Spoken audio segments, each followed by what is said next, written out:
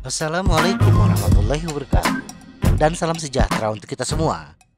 Banyak pesepeda, seperti pesepeda komuter, menginginkan perjalanan tercepat, sementara yang lain memilih perjalanan yang nyaman dan lebih lambat. Bahkan bagi pesepeda jalan raya, mencapai kecepatan yang tertinggi adalah tujuan utama mereka. Memang bersepeda dengan cepat akan meningkatkan kesenangan kita, khususnya anak muda. Tetapi bagaimana meningkatkan kecepatan rata-rata kita? Banyak faktor yang mempengaruhinya. Setidaknya ada 4 kelompok faktor yang mempengaruhinya.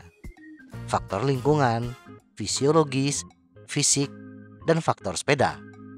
Pada video kali ini, kita akan membahas faktor yang mempengaruhi kecepatan rata-rata dari kelompok lingkungan dan fisiologis.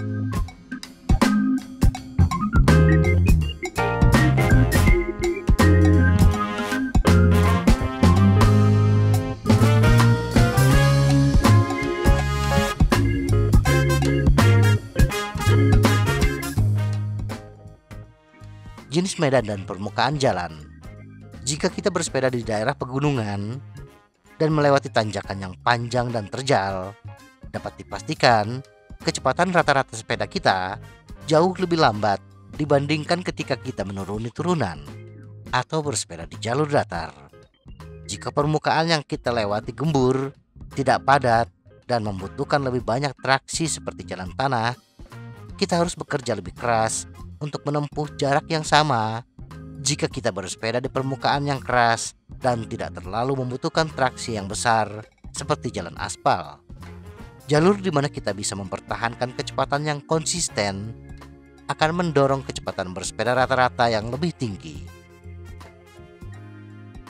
Kondisi cuaca. Bersepeda di musim hujan bukanlah hal yang gampang untuk semua orang. Angin, hujan, kondisi berkabut, jarak pandang yang pendek, dan segala sesuatu yang menyertai kondisi cuaca ini akan mengurangi kecepatan bersepeda rata-rata kita dibandingkan dengan hari kering dengan jarak pandang yang sangat baik di depan. Bersepeda di musim hujan biasanya akan mengenakan pakaian hangat dan pakaian tambahan seperti jas hujan. Namun, bersepeda dengan pakaian tebal menambah berat badan kita dan menurunkan efisiensi aerodinamis.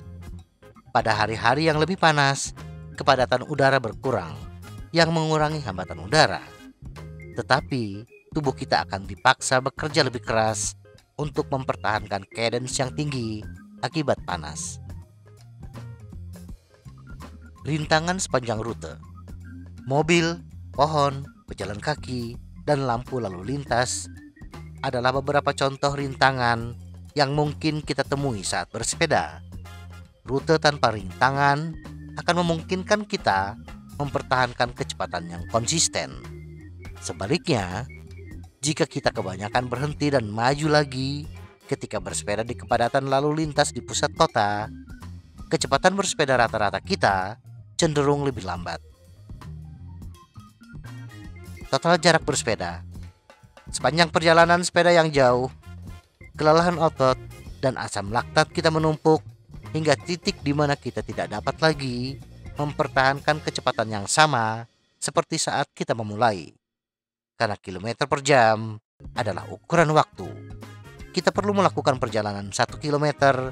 Jika kita mengurangi panjang perjalanan kita akan mencapai kecepatan rata-rata yang lebih tinggi karena kita tidak akan terlalu lelah.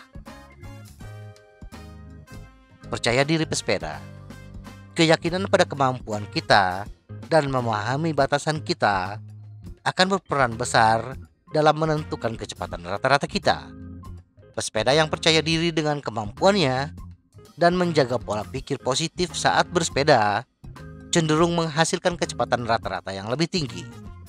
Jika kita menavigasi rute menantang yang membuat kita gugup, kita secara alami akan menurunkan kecepatan di beberapa bagian dan akan menurunkan kecepatan rata-rata bersepeda kita. Keakraban dengan rute sepeda. Jika kita mengendarai rute yang sama setiap hari selama setahun, seiring waktu kita akan memetakan seluruh perjalanan di kepala kita. Memahami rute kita berarti kita akan tahu apa yang akan dihadapi di setiap sudut. Selanjutnya, kita akan dapat memindahkan bobot, mengganti persneleng, atau mengerem pada saat yang tepat untuk mencapai kecepatan yang lebih tinggi dan meningkatkan efisiensi kita secara keseluruhan. Jika kita terbiasa dengan rute sepeda, kita tahu apa yang akan dihadapi. Pengalaman atau keterampilan pesepeda.